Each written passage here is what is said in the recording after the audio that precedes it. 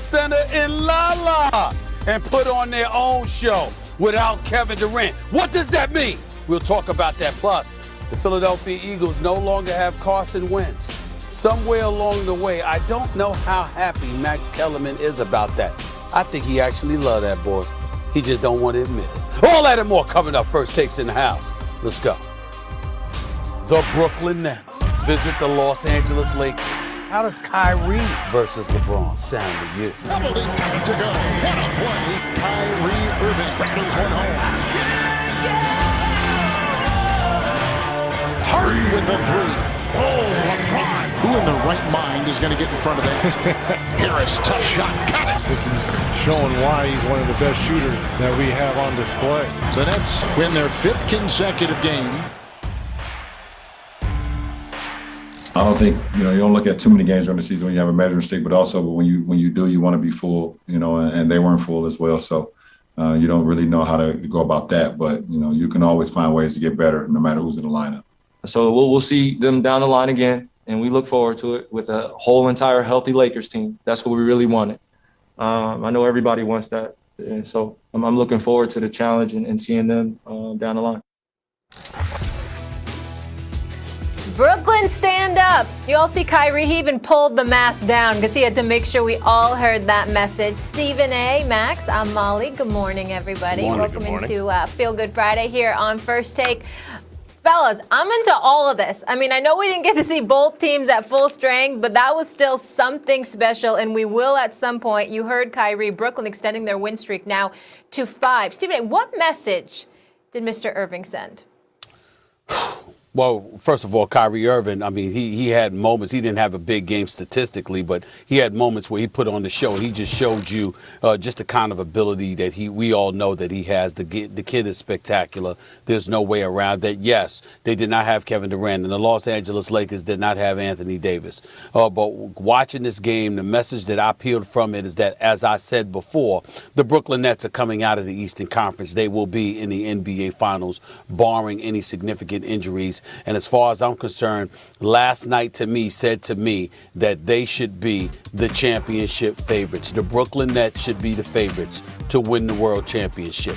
The questionable health of Anthony Davis, combined with the way the offense is playing, the fluidity, the distribution of the basketball, the Joe Harrises of the world in the starting lineup, the Jeff Green, how you could go small the way Brooklyn did last night. Bruce Brown, along with Joe Harris, along with Kyrie and James Harden, with Jeff Green playing the center spot. You got 4 or 5 guys on the floor that are all a threat from 3-point range. They went relatively small, and they definitely had an advantage over the Los Angeles Lakers in the first quarter because LeBron obviously only had 7 points in the first quarter, couldn't really get it going. You expected him to attack from the interior all night long. He did it enough, but in the same breath, he was still struggling from 3-point range, which was predictable. In the end, I'm just looking at the Brooklyn Nets right now and the way they're getting others involved, the Joe Harrises, the Jeff Greens of the world, the Landry Shamits of the world, and what they can do from the perimeter, and the fact that these guys are literally feeding the basketball. You see the effect that Steve Nash and Mike D'Antoni, the offensive minds that they have, coming into play here. And by the way, they get defensive stops at times when they need them as well.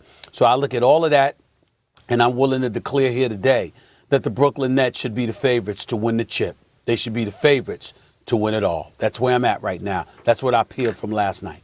The message that Kyrie and Harden sent to LeBron last night was real, recognize real. Game, recognize game. And when Kyrie, remember back, Stephen A., when Kyrie made the comments about KD and how for the first time at the end of a game, he sees another dude who, he wasn't lying. What he's showing is he wasn't lying. I think he ignored LeBron's judgment. I'd still rather have the ball in LeBron's hands with everything he can do with the ball, including score. But what Kyrie was talking about is a guy he trusts in that moment to hit a shot from anywhere, just like he can. Harden, too. James Harden has played with some great players. He was too young to know how to be great with other great players when he was first in OKC. That's why he and Westbrook couldn't share the floor. That's why he used him as a sixth man. And he wasn't very good there either when the pressure mounted.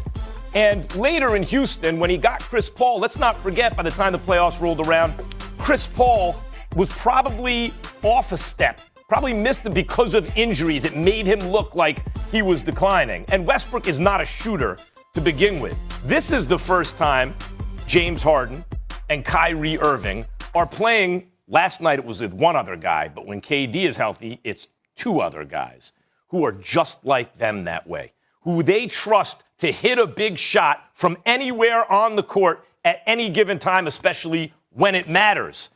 And you saw it, you brought up Kyrie Irving. The numbers don't tell the story from Kyrie's game yesterday. Yes, we showed some highlights. He hit some very tough shots late, but we know his skill level. He can do that. But it was Kyrie's willingness to move the ball, not just the assist, but the hockey assist, the assist that led to the assist, the pass that led to the assist. The way they move the ball unselfishly, James Harden, too, his court vision. I knew James Harden could pass, but oh my God, the court vision he's shown since he's come to the Nets. It's the same sort of thing. These guys see game, recognize game. That dude's just like me.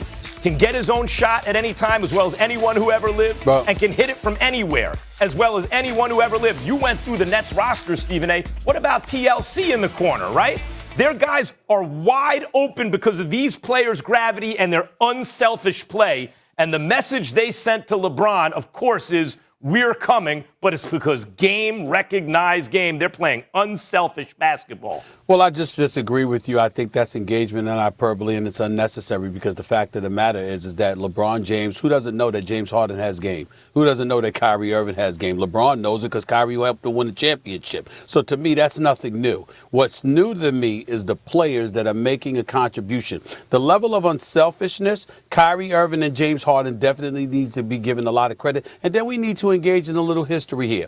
When James Harden was in Oklahoma City, although he was relatively young, you had people who believed that he was a better point guard than Russell Westbrook. Not a better overall talent because we didn't see the scoring machine that James Harden would ultimately become in Houston, but they actually thought that he was a better point guard, that he made better decisions at the point guard spot, even when he was young and in Oklahoma City coming off the bench for the Thunder. So we understand that James Harden, it's not a surprise that he has that court vision. It's not a surprise that he has those point guard skills. The surprise was what he became offensively once he arrived in Houston as the number one option. In the case of Kyrie Irving, the level of unselfishness has to be applauded, but also it comes down to what these brothers are doing. TLC's making shots. Joe Harris hit 6 or 7 threes last night.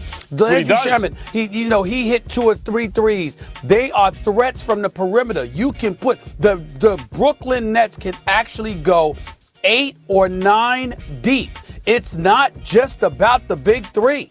They can go 8 or 9 deep because you got guys that can shoot, and at all times they can put one, in most situations, 2 guys on the floor that you have to guard to free up those shooters. Brooklyn's the favorite right now. They're the favorites right now. I don't think they're the favorite yet. They have to show that they can play defense.